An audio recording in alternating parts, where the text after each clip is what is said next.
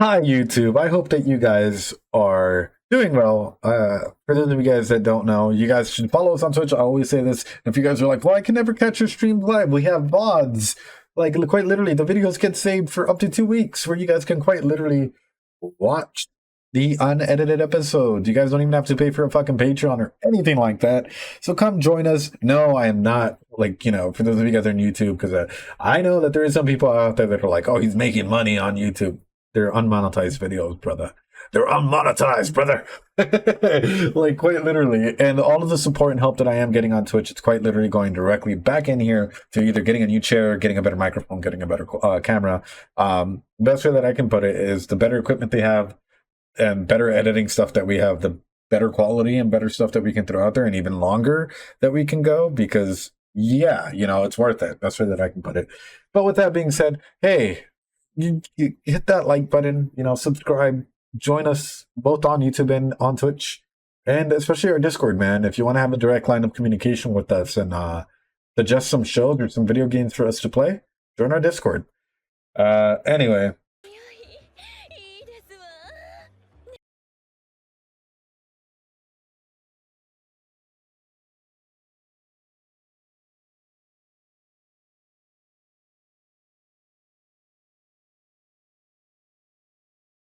Thank you. Keep spamming that when you can, and Osage. She needs some milk, dude. She needs some fucking hard water. You just don't show the episode at this point. Fuck, dude. I'm okay. She also seems probably like hypersexual, if I'm being honest, just off of that immediate character response. Even the positioning as to like the frame that they've given her. So I wonder how her relationship with Paul has been, if it's turned sour, what that's like. It don't matter, Punyesh. Even if it's like barely grazing the line, we have to cover it up because of Twitch, man. It depends, right? Is the desire, for example, because some people will be like, oh, well, it might be a sex addiction or something hard, especially like with any character that likes to partake in having a person or two, right? But if it really is, like, let's say for some reason this character is totally into it, it would affect their everyday life. That's the difference between an addiction and something normal. So I just think that this character might be lustful. If it is an addiction, I wonder how they're gonna. I wonder how they're gonna show that. I don't know how else to put this, man. Like, hey, you know what? Positive empowerment for females specifically, because they tend to be shunned in our society for having, their sexuality explored or sexual exploitations or whatever, right? Like their exploration, But I just wonder where, like, especially because it looks like she has long, pointy ears, what this means like for them, or what this is like. I am confused, man. There's so much shit to talk about. We're only 10 seconds in.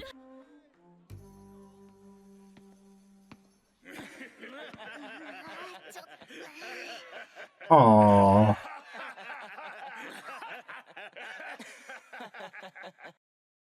Was that not horse dude? Am I fucking tripping? Or was that not horse dude? Let me back it up. Sorry, guys. I got... Or that's a different... What? Talk about fucking...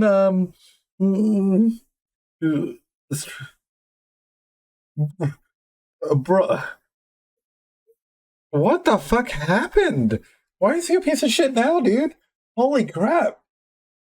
It's another, I think. I know, dude. I was just tripping out because my brain instantly tries to form connections. Y'all know that. It's also a pig dude. Oh. I mean, he can be, like... Can't even differentiate horse faces. Take my head. But shit thing, I gotta give you props for that one. That one actually got me. I read that silently and it like made me giggle, so I had to read it out loud. Good job, man.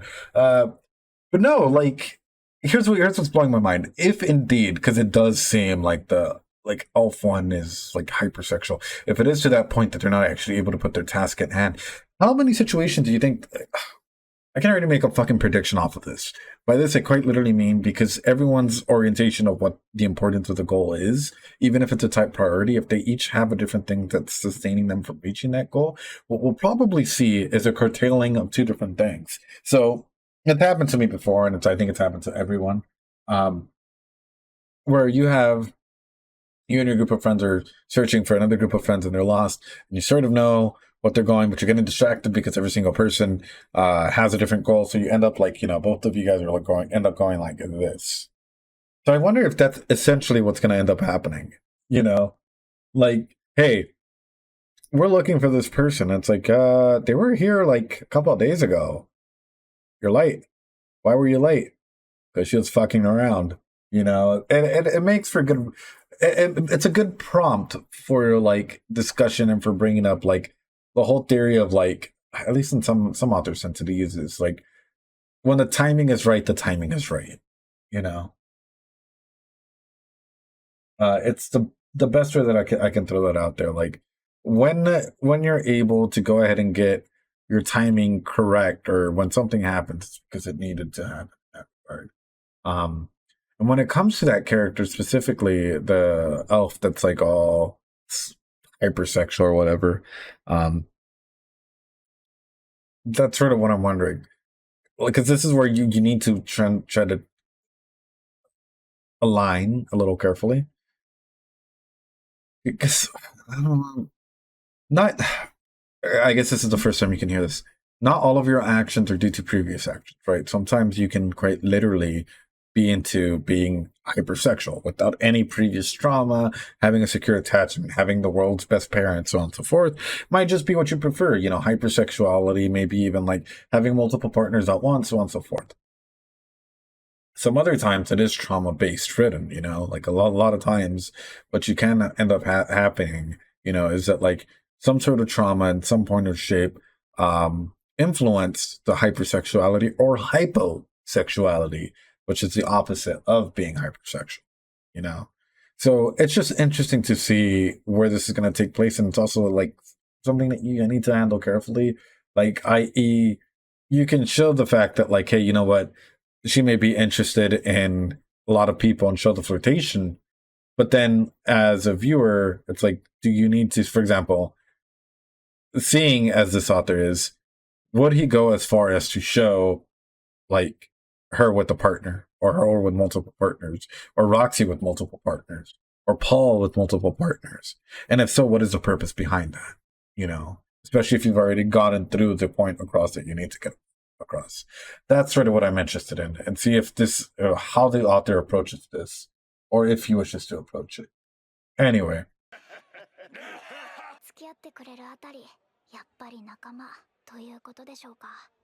Yeah, that probably means they still respect each other somehow.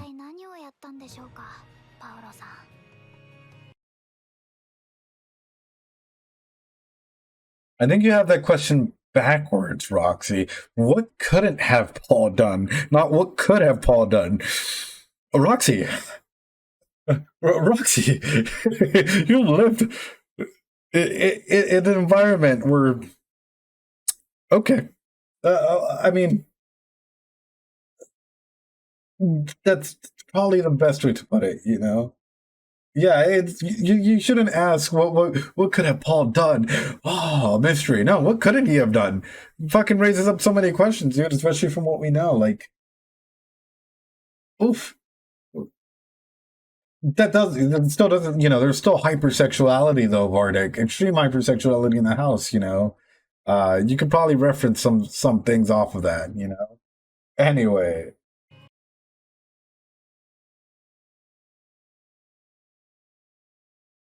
Okay, but can I be real with y'all? Roxy, for me personally, right now, is the top tier waifu. I'm gonna be 100% honest with all of you. Yeah, Roxy right now is 100% the top tier waifu. She's going up and beyond and above anything like, any teacher or anything like that. Like quite literally getting involved to try and make like a difference.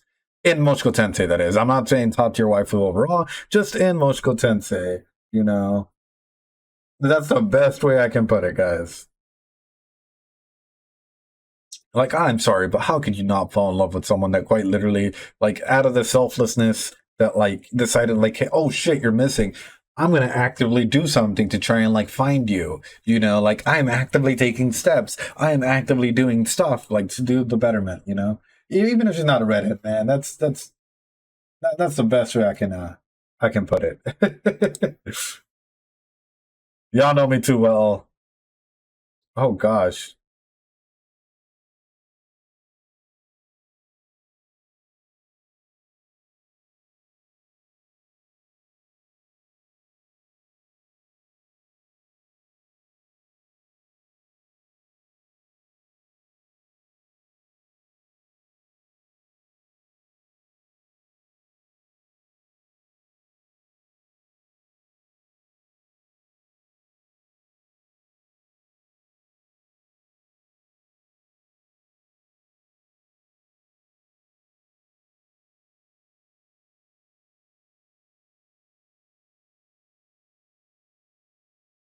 So here's the thing.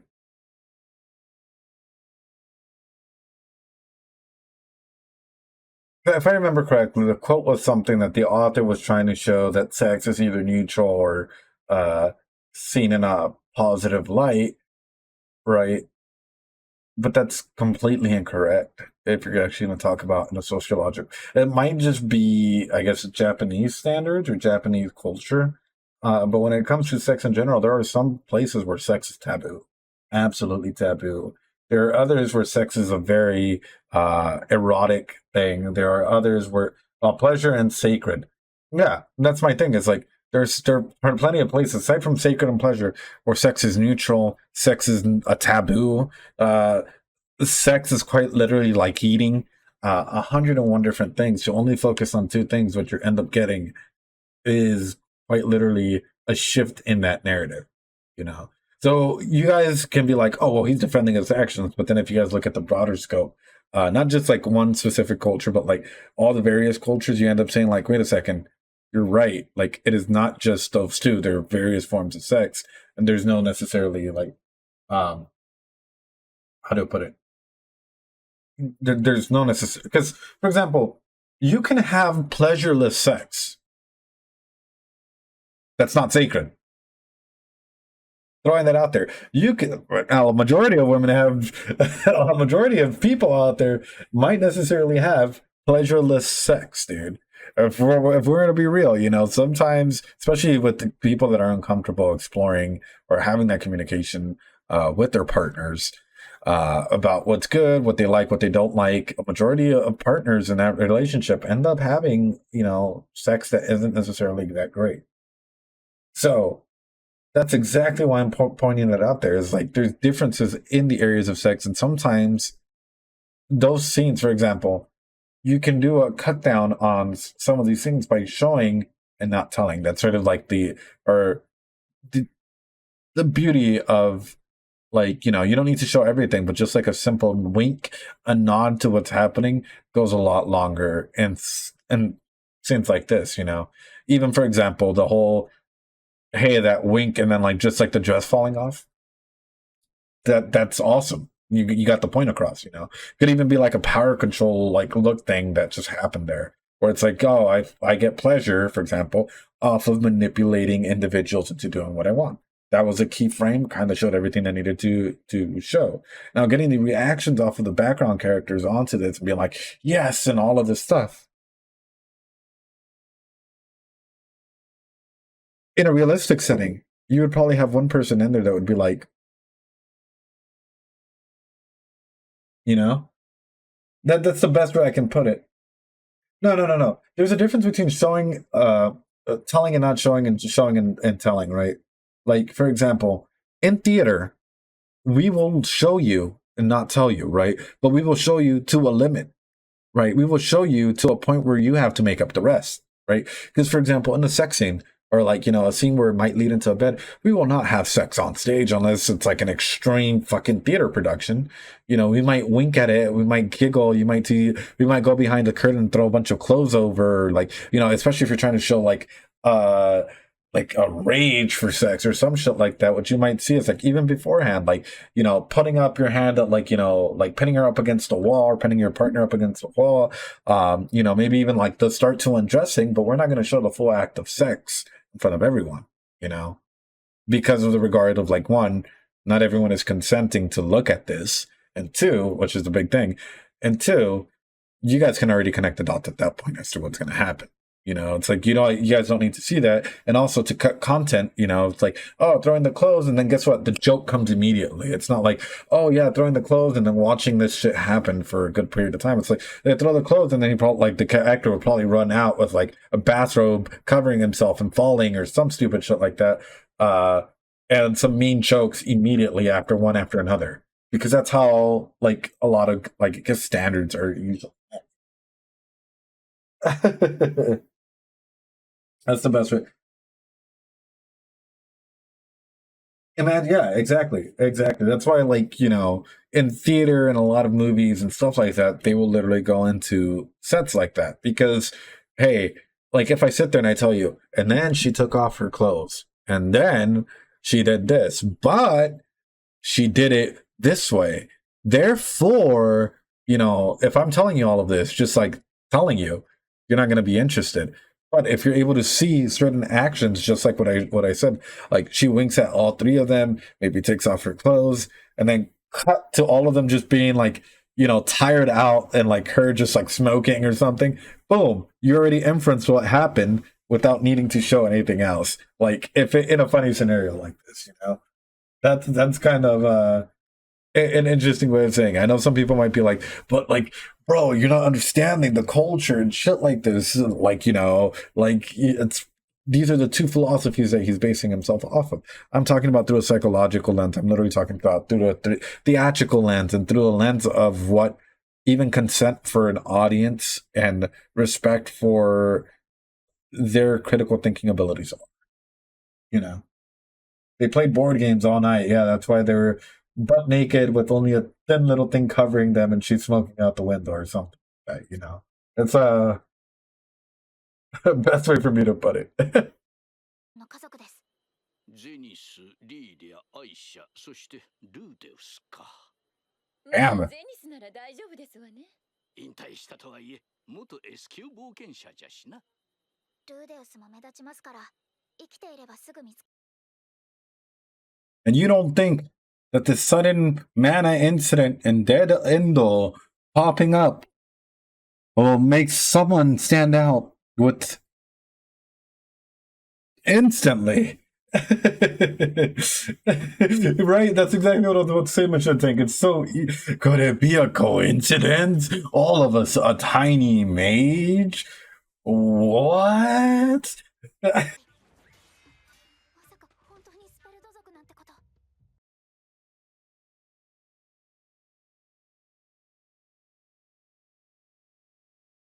And you guys wonder why I think that the human god is evil.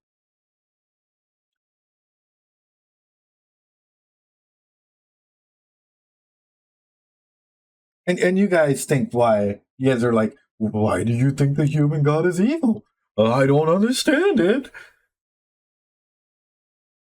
If the human god hadn't told Rudy to go and look for, because I'm assuming this is the time that we saw her hide behind the fucking rock. Didn't tell Rudy to go and look, go get food and walk down the alleyway type shit.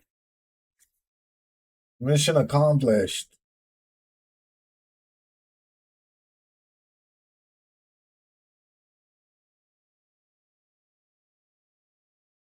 They could have gone home.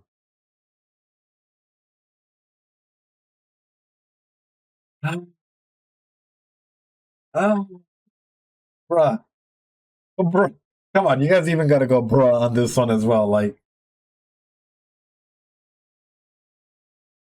oh, come on, dude.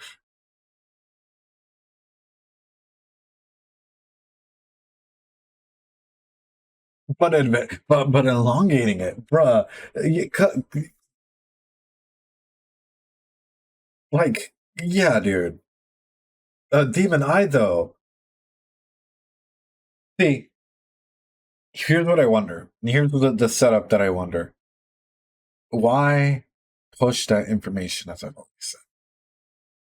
If you travel with a group of other people, like with like the other three, say that like Roxy and or two travelers or friends, whatever, or Paul's friends, whatever, end up joining this party, are you more secure or less secure? What does that mean? Yeah, it could be like, just getting him an awesome power up, but at the same time, at what cost? That's, I don't know, dude. That's because like if he was like omnipotent and a nice one, he probably would have been like, you should probably wait, you probably hang out with your group until this time. And then after this time, go get some food and walk down the alleyway.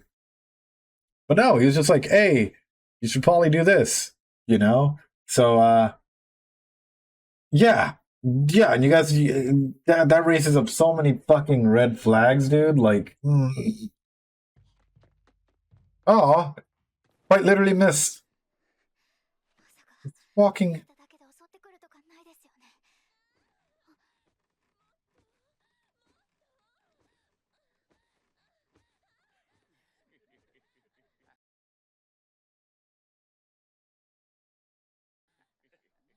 あら、ノキシ帰ってたんですの。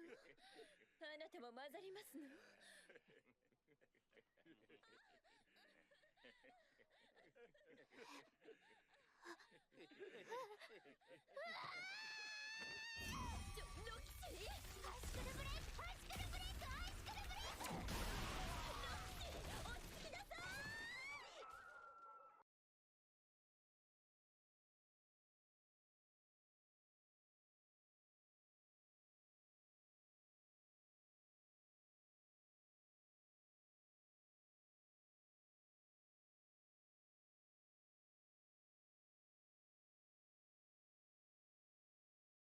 again.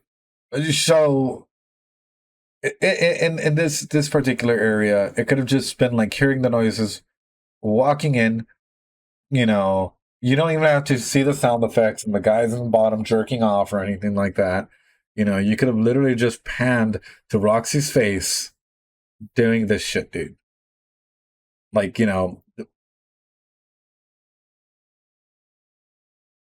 like I don't know what else to say. It's like those last number of seconds there, I feel like are seconds I can't get back from that particular scene.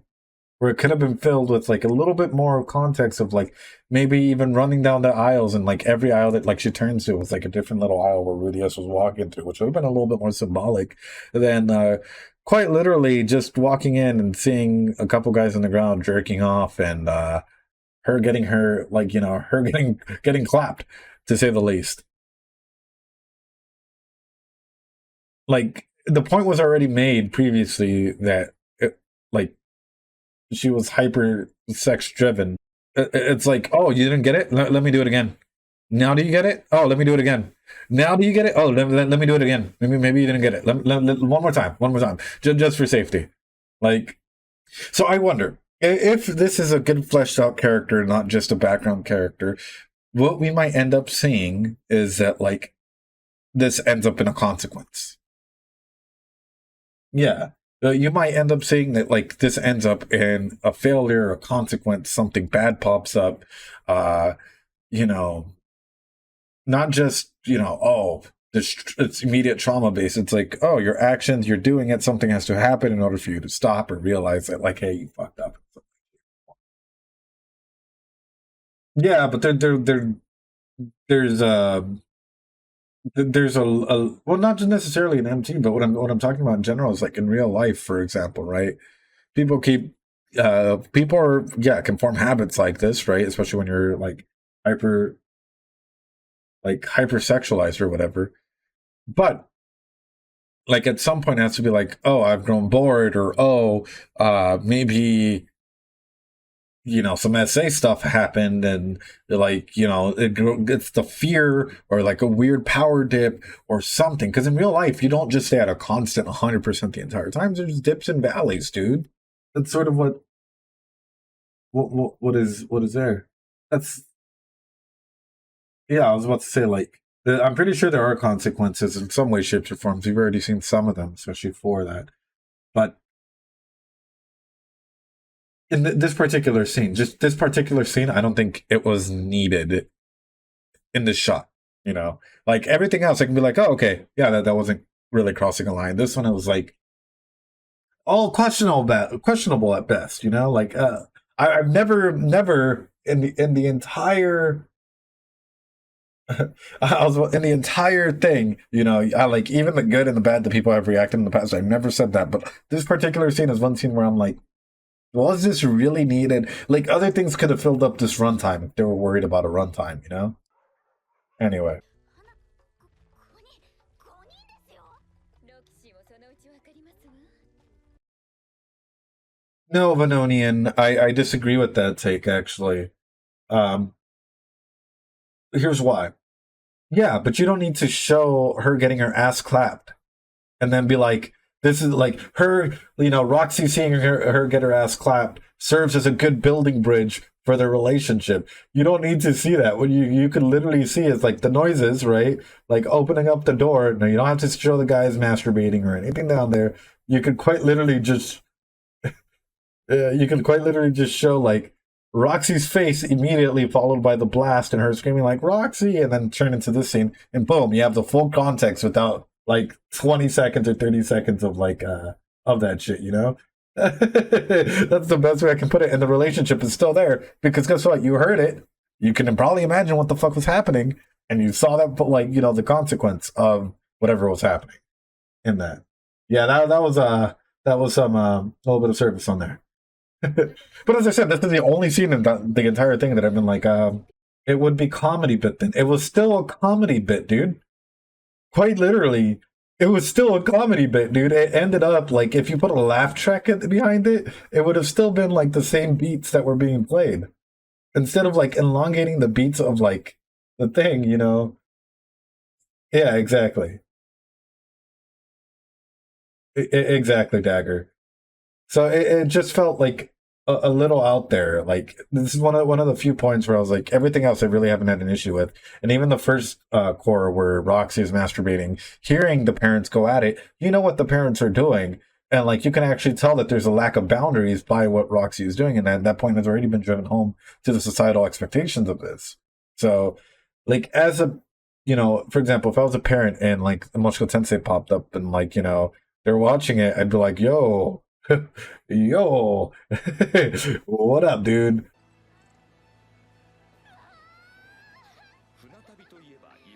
Aw.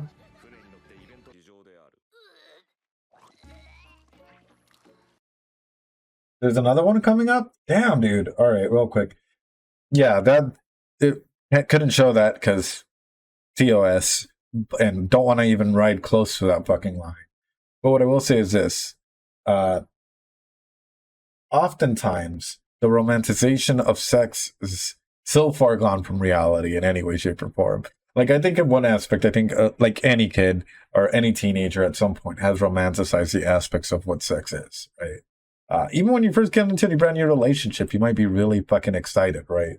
But the reality is like sex is sex, dude. It's the best way you can put it. It can be a workout. It can be anything. It can actually be really passionate. It can be silly. You should be able to laugh during sex. You should be able to like joke around and like be comfortable. But in another way, is sex like this beautiful thing? Like like Rudy was making it out in the movies, and was like in reality, yeah, that was actually quite like a good take. Good take, Rudy. Like, yo, it wasn't like that. It's not going to be like that. Anyway, 11 something, right? The next one? Bruh. ちょっとトイレに行ってきます。 Hey. いってらっしゃい。Yo, that is actually character growth right there. That That is actually character growth. He was tempted, before he was tempted and acted on it. Now he was tempted and he took another course of action. Think about that, guys. That is actually character growth for Rudy. Hey, if you're going to talk about doing it right, like in terms of bringing shit up like this, the first time it was like as a kid, it was always present. Second time, he did it. He actually like went through and did some shit, like he tried to take off her panties or so on and so forth. Now, while given the opportunity, or while not given the opportunity because he wasn't really given the opportunity again, but this time he actually had that self-control that we've talked about since day one. That is actually progress, That's the best way I can put it. Although, like, someone having like a heat stroke or not feeling well wouldn't necessarily unbutton their pants. It's a bit weird. But, like, like, that certain section's a little, like, out there. But, like, aside from that, like, I'm proud of him. He actually managed to, like, be like, yo, I'm gonna step out. Like, if you're a teenager, you're like, yo, I have to control my urges or whatever, dude, which is good. Good on him.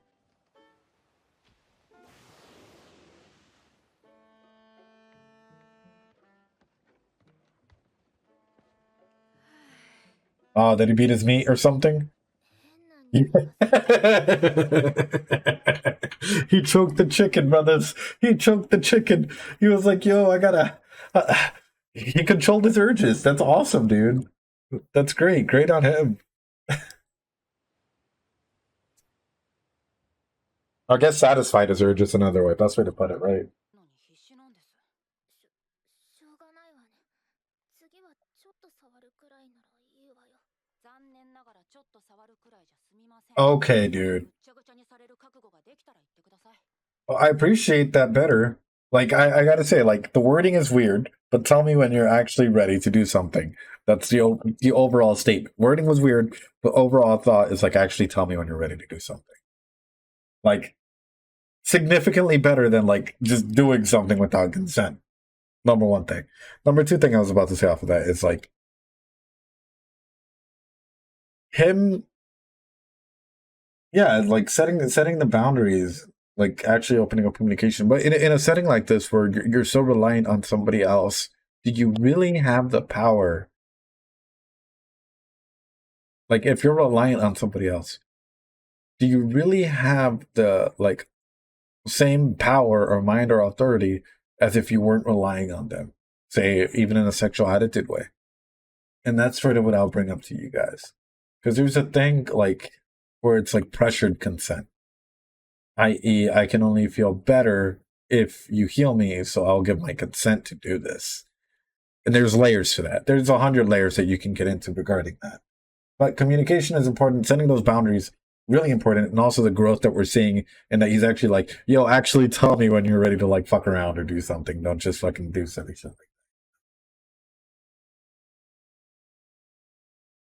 Yeah. Are you saying that he could pressure heirs? Yeah. Mock tank. True. But then if he wanted to, he could also just leave her.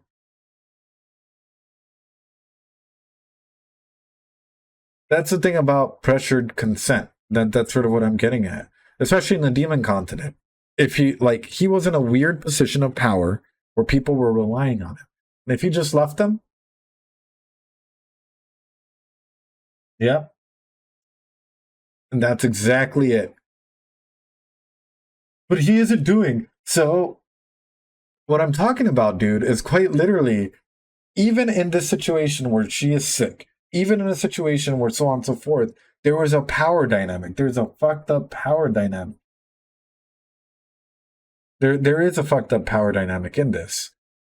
And what I'm getting at is, like, unless you guys are both in a situation, like, for example, if your girlfriend, boyfriend, or whatever, say that they ran away from home, right? And they don't have any way to pay for rent, but they're living with you, right? Your relationship's turning sour, but yet you keep pushing for sex. and they're like, no, not today, but then they like, you keep pushing for sex, and then they give into it.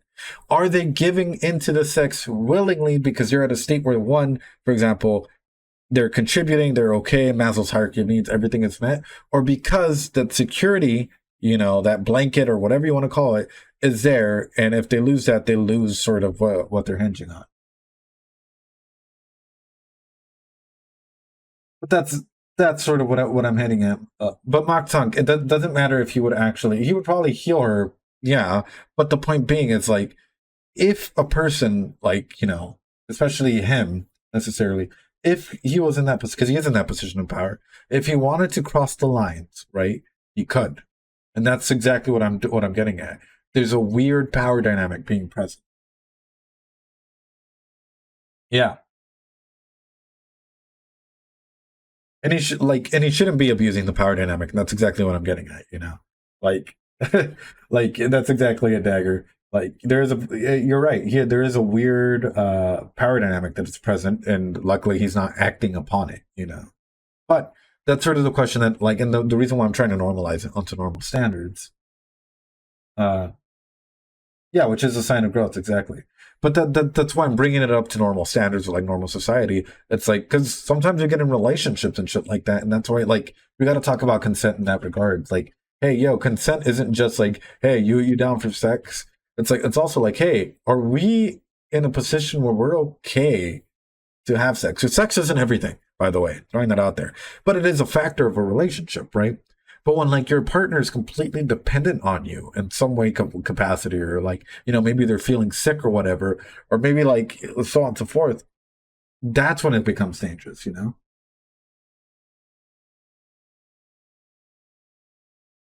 But that's sort of the point that, like, we're trying to bring up and naturalizing that aspect.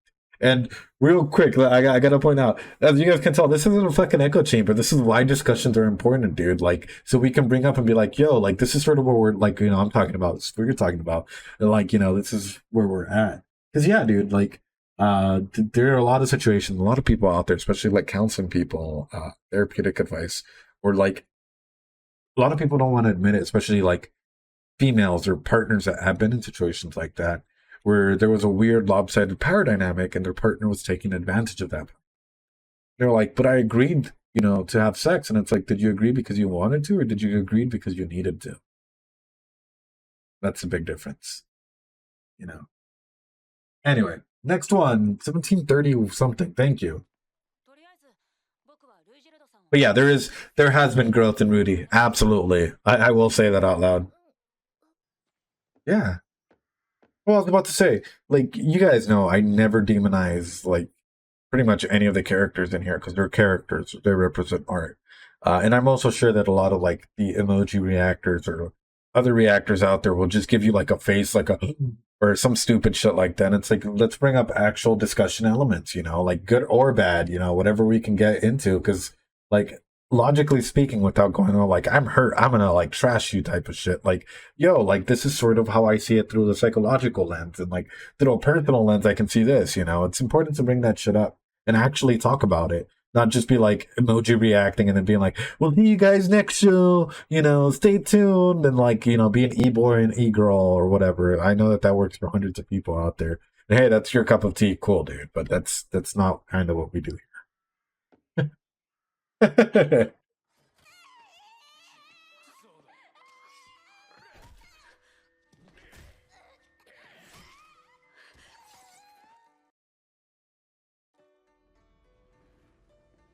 Bruh. They need to die. Bruh, there ain't no easy way to explain this, but they need to go. Yeah, like, these smugglers.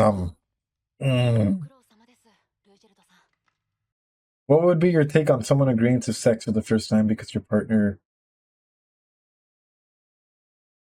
That's not consent.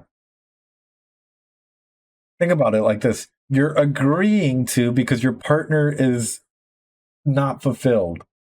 I'll get back into Rudyard in a second, But, like, there are a lot of people, and, like, I recently had a conversation with a couple of my friends and a couple of clients as well regarding this.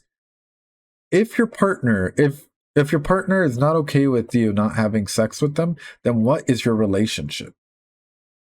Because if that case, your relationship is sex based, you know, if it's only reliant on sex, if you're like, you don't have sex with me, our relationship is not improving. Like, what kind of little fucking kid shit is that, you know?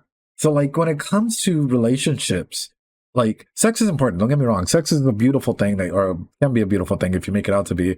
But it is not, should not be the primary component. It should not be the primary drive, you know. Number one, trust, communication, being able to talk, like the good and the bad. Because let's be honest, some days we have good days with our partner, some days we have bad days with our partner, you know.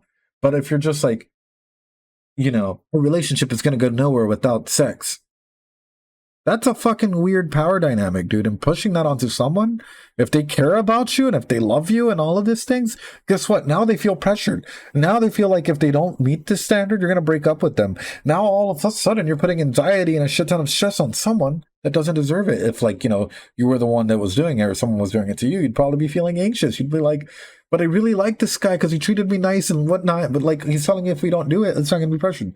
That's not an equal footing, dude. And that's the whole regard with that, you know. Like sex should be like, hey, you want to do it? Sure, cool, let's go ahead and do it. Hey, you want to do it? I'm not comfortable at the moment. All right, cool, then we don't have to do it. Hey, you want to do it? Maybe it's not a yes. Well, you know, whenever you're ready, like let me know or whatever, dude. Like you don't necessarily have to like say, hey, you want to do it, but you know, you can tell the nonverbal signs, or even if you have to ask for clarification, yo, that's fine, dude. Like fuck it, dude. You'd rather be in this day and age, you'd rather be 100% certain that like people are okay with it than proceed with some shit and then like end up quite literally causing trauma to them and to yourself in that regard as well. Because what if you do an advancement, there's clear signs that it's a no. At that point, you are quite literally like, you know, doing SA if it's clear fucking signs. Even muddled signs, you should be like, yo, you know, you're not into it, I ain't gonna be into it, you know? Yeah, if you love me, you'll do sex with me. And that's, to be honest, and sadly, a lot of teenagers go through this period of time where like that happens. Where they'll go through an aspect of that because they don't know. Like parents are scared about talking about sex, and parents are scared about talking about what relationships mean and how to provide the good foundation support for sex or for having a good boundary for sex. So oftentimes you get a lot of people and a lot of kids going through this shit where it's like, you know, if you love me, you'll have sex with me, all fucking edgelord and shit. And it's like, dude, like this is something that needs to be talked about a lot. And that's a good question, Mashit Tank. I really think it's a really good question. Thanks for bringing it up, man. Because yeah, a relationship, as I said, it's two complete individuals that come together to make life work. And it's always about like having that communication. It's always about talking. It's always about like not necessarily texting, because texting should be used to set up dates and whatnot, but like that, like talking, like, yo, hey, did you like when this happened? What do you like? You comfortable with this or you're not comfortable with that? That not doing it for so long is something they can't imagine a relationship, and as a result, the other party. Yeah, that's still not consent. Think about it like this: it is still quite literally putting that out there, dude. The end goal is if you love me, you'll have sex with me. Without sex, a relationship is not proceeding. You're putting an ultimatum. Either you have sex with me or we end things on someone that's probably not comfortable with that, you know? And if the other person's like, yeah, I guess, are they doing it because that's a weird power trip? Are they doing it because they, like, are they consenting? Are they saying yes because there's, like, you know, because they want to have sex? Or are they saying yes because all of a sudden it's just pressure, this weird power where it's like, if you don't have sex with me, we're breaking up. I don't love you. You know, you don't love me clearly because you're not having sex with me. And that's not really a concession. Yeah, and that's not really a concession, to be honest with you. A concession is like, you know, if you're going to talk about like making compromises, right? A compromise is more like, hey, you know what? You want to have sex? Or like, hey, I'm not really feeling it right now. Or like, hey, you know what? Let's not have penetrative sex, but why don't we use toys? You know, or why don't we pleasure each other in other ways? That's more of a compromise. That's more of like a, hey, I still have power in this, and this is what I'm down to do. You know, not like, hey, this is an ultimatum. Then would you expect the partner to refuse when you offered at the end, just terminate the relationship? Well, that's what I'm talking about. It's a weird power dynamic, dude. That's why it's not consensual, dude. It's a really weird power dynamic. Imagine this. Your boss comes up to you and it's like, hey, if you don't fuck me, you're fired. That's a weird power dynamic, dude. If you think about it that way, that's a weird fucking power. Or a coworker even, hey, if you don't fuck me, like, you know, I'll get you fired. That's a weird power dynamic.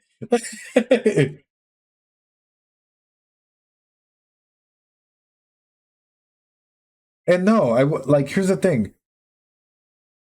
Yeah, it's honestly better off without such a relationship, to be 100% honest with you.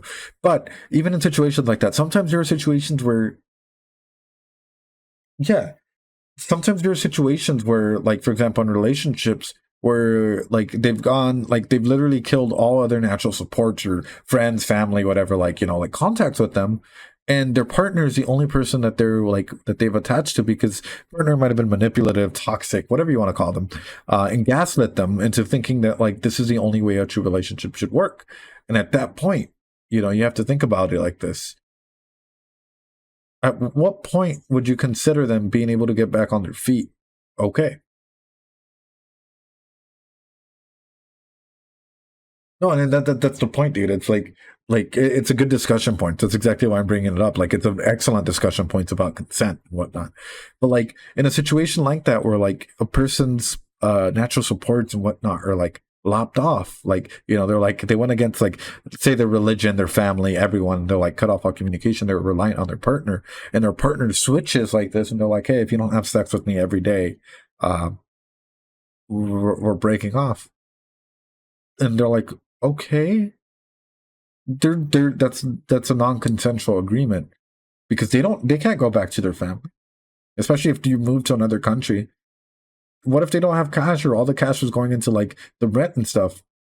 All of a sudden it turned into a weird indentured, like, you know, like being in debt to someone, and that's like trying to stabilize yourself before trying to separate, and then even then it's a relationship abuse. Yeah, that's exactly what it'll turn into. A good relationship is never based on ultimatums. A good relationship is really built on that communication, that trust, that foundation thing, and being comfortable about talking about, like, hey, is this okay with you? And being comfortable taking no as an answer. Well, good questions, guys, and great discussion point, Mach Tank. Well, I'm going off fucking Dutch on you, dude. Tank. Like, phenomenal ability to bring this up. I appreciate it, man.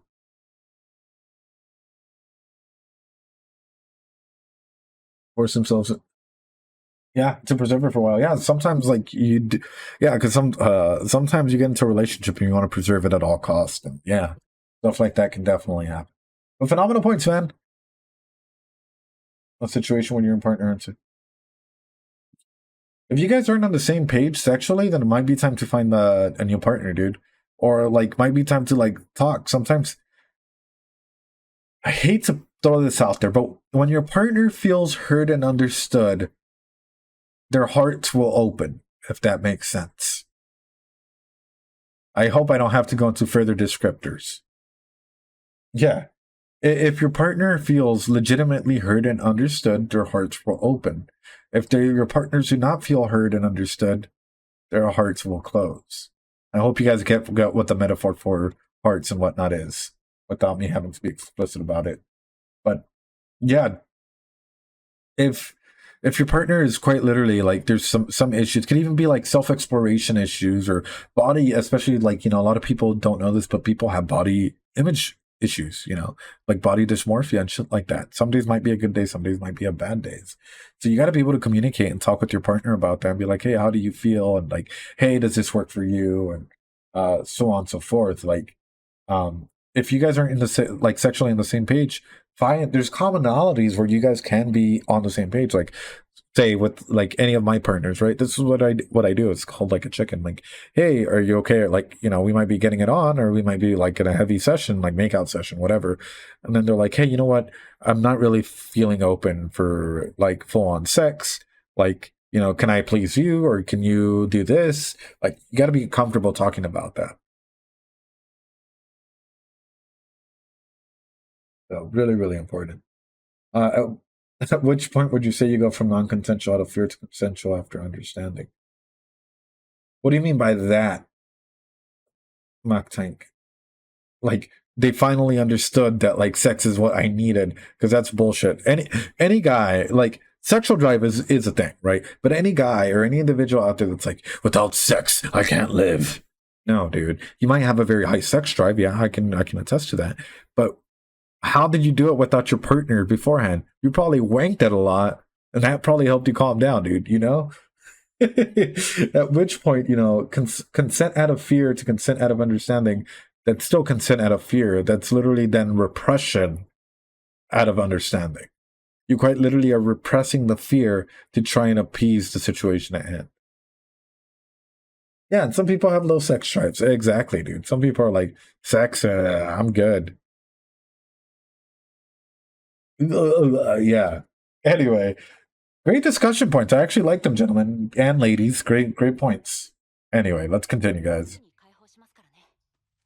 Also, poor Rui hearing everything. Ugh. Yes. Wait. But couldn't people get a bad understanding? Oh no. Oh no. That was like a JoJo thing, huh?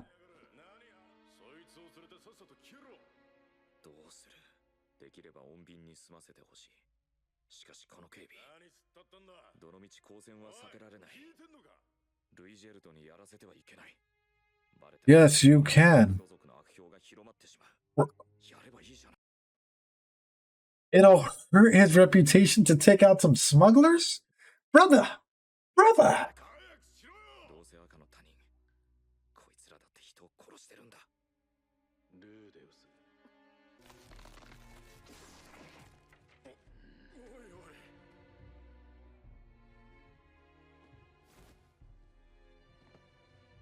Uh-oh.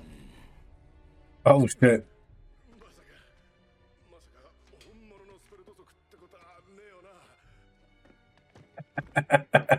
Do it. Do it. Just slowly place it in. Do it. The madman. The madman. Let's go. I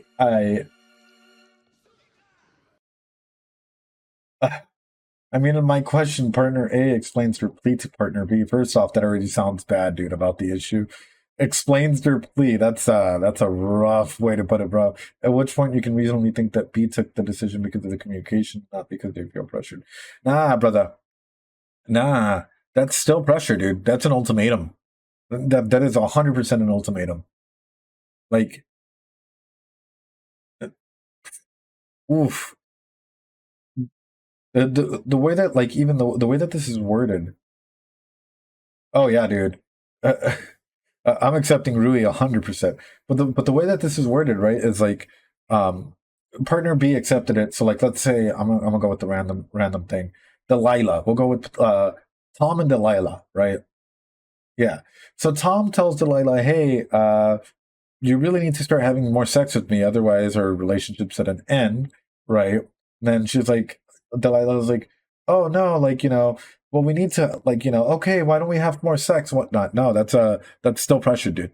Anything that ends with like an ultimatum, instead of being like, hey, you want to have sex, cool or not cool, that's how you do it. If you're like, that's like totally like open, right? But if it's like, hey, you either do this or this ends immediately, that's an ultimatum. That's a rough ultimatum, dude. So that's still fucked up in any way, you know? And yes, Rui, this can lead to so many misunderstandings though. Because like, what if they take out everyone? They take out everyone that's like in captivity. Yeah, you take out everyone that's been in captivity. You run out. A guard finds you. They think you're the smuggler. Dude, this could end so fucking bad. Okay, if you feel pressured, it's most like, and even before that, dude, sometimes you won't even feel pressure, but it is pressure. Like it is, how do I put it? Power dynamics at play.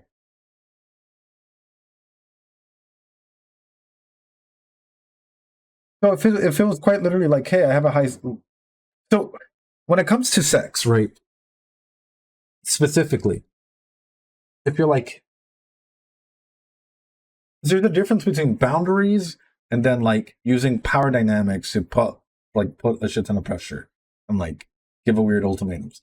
Feels like, hey, you know what? I would like us to communicate a little bit more. So like, how does that look like for you? You know, like what can we do to like better communicate? Very different to, hey, if you don't text me every hour on the hour, we're breaking up. What the fuck kind of response is that? Hey, you know what? I'd like us to have sex a little bit more. What do you like? What do you like to do? You know, it doesn't have to be penetrative sex. It can be like oral, it can be so on and so forth. What do you like?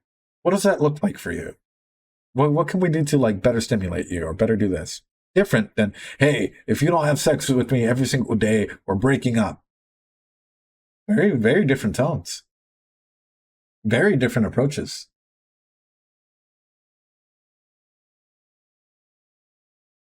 You know, it's all about the approach and the way that like stuff is laid out. If there's an ultimatum at the end, that's bad. That is very, very bad. Yeah, that is. Yeah. If there's ever an ultimatum at the end, like for you personally, like if someone ever does this to you, just take a fucking step back immediately if you can. I know you probably care about that person a lot or whatever, but literally someone putting out something like that, that's manipulation tactics 101. That is quite literally putting all the pressure on you. Like if the relationship fails, oh, it's your fault because you couldn't compromise. That turns into some weird fucking gaslighting shit, which is not true. Ultimatums are never good, man. It's the best way to put it. Depends on the way that you approach it. If you're very open and you're like, hey, you know what? I'd like us to communicate a little bit more, feeling a little lonely at times and, you know, hearing your voice definitely helps me out. So like, I think it'll help us grow. What do you think about that? Very different to the other approach, which is just like, you need to text me or I need to get a text every single day, so on and so forth. And it's like, what if that person's busy or has shit going on? Yeah, exactly, Dagger. Exactly. That's one of the big differences there. Like if for example with the sex aspect, if you're like, hey, like what can we do to like better our sex life, or like you know, I kind of want to have sex with you a little bit more. What is like, you know, what do you like? What is your partner like? What can we do to like better do this? That's awesome. That's a good way of like opening up a conversation. But if you come in with like an end thing of goal, like, hey, you know what? If we don't have sex, our relationship ends, then you're quite literally saying like, hey, right now, if you say no, I don't want to have sex, or my sex is okay, like, you know, I'm not going to increase it, I'm done with this relationship. That's a weird way to put it. Thanks, AZ. Anyway. Oh no. 助けに来ました。 Oh no.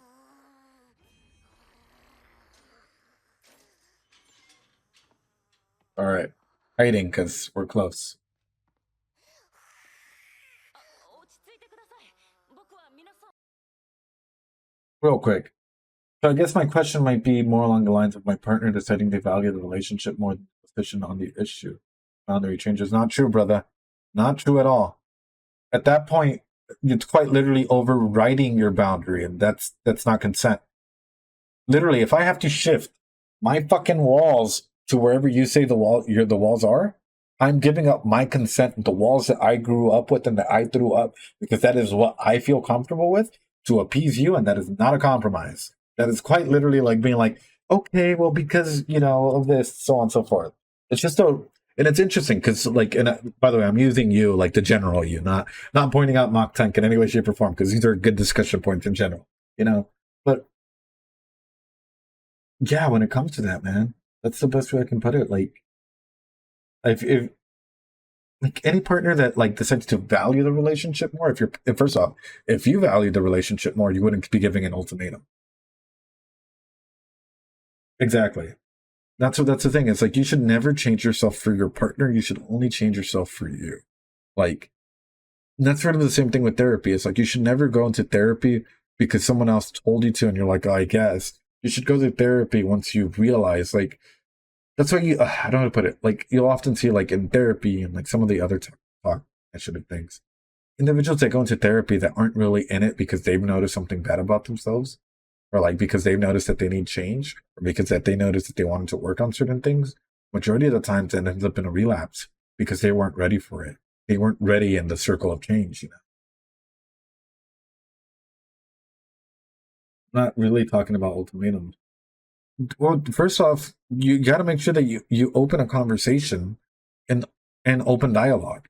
Like, you can't go into a conversation with the end goal being a breakup, or the end goal being like, hey, I'm kicking you out if you don't do anything. Like, any big ultimatum like that, that is not the way that you start a conversation, right? That's not the way how you start a discussion.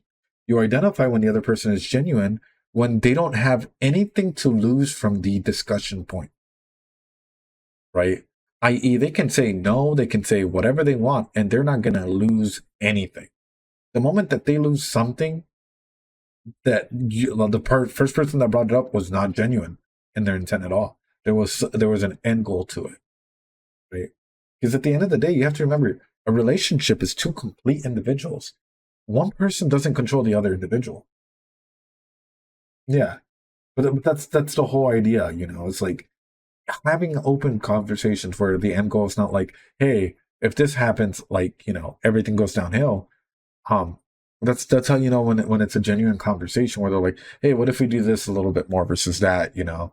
That means a lot more than like, hey, you know, all of a sudden you start acting cold, or, you know, you back off entirely or something like that. So yeah, and then that's pretty much it, man.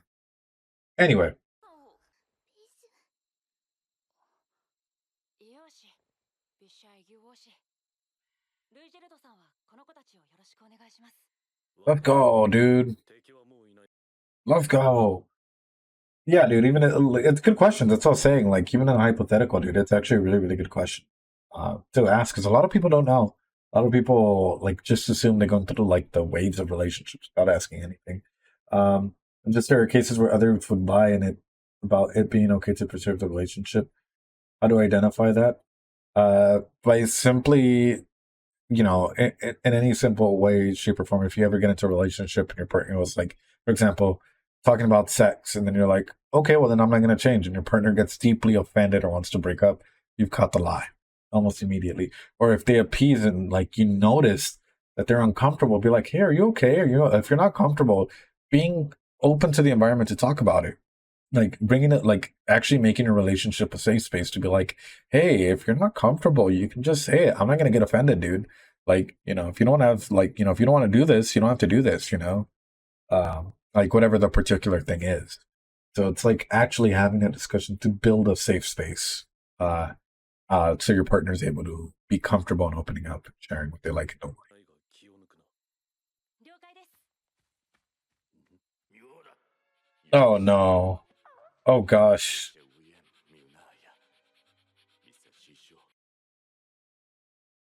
They have the same like ears, like, are they like, this might just sound speciest, I guess. Are they related to Ghislaine? Because isn't that like the same sort of ears and shit? Do they know each other?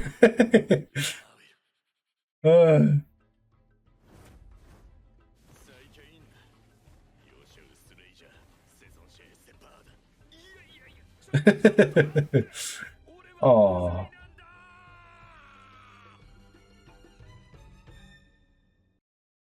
Wow. Well, that's a pretty good setup episode, I think, for what's to come. Yeah, there's a lot of good connections, a little good a really good opportunity to go ahead and have a lot of decent conversations, man. I genuinely, I'm kind of always shocked by how good this show is, like how much it pushes out, like discussion wise, right? Because like if we were just like in a normal emoji channel, we would have been like the entire fucking time. But luckily, we're actually able to have deep dives into like, you know, what scenes are important, what does that mean, so on and so forth. But I don't know, man. Mushoku Tensei is definitely one of those shows where I've seen like time and time again that like character grows. And hi, Torix-san. Glad you caught the show live, man. Damn. Yeah, you genuinely did. Damn. Oh, hey, man. Thanks for being here, man. Really appreciate it. But yeah, my mind is always blown by this show. Um, and I'm excited to see what is gonna happen, you know, and how this is gonna grow in that regard. Ed's favorite character next episode? Eh? What are you talking about?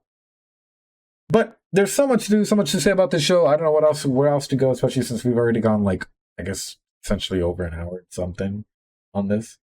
Add a meme for this occasion. All right, what's the meme? Okay, guys. Okay, guys. Y'all are fucking funny, okay? You guys literally put all my shit in there. Like Maslow's hierarchy of needs, the attachment theory. Okay. Oh, I just saw it's actually sociological imagination on the sides. Y'all are fucking wild. Holy shit, guys. Yeah, that one's good, dude.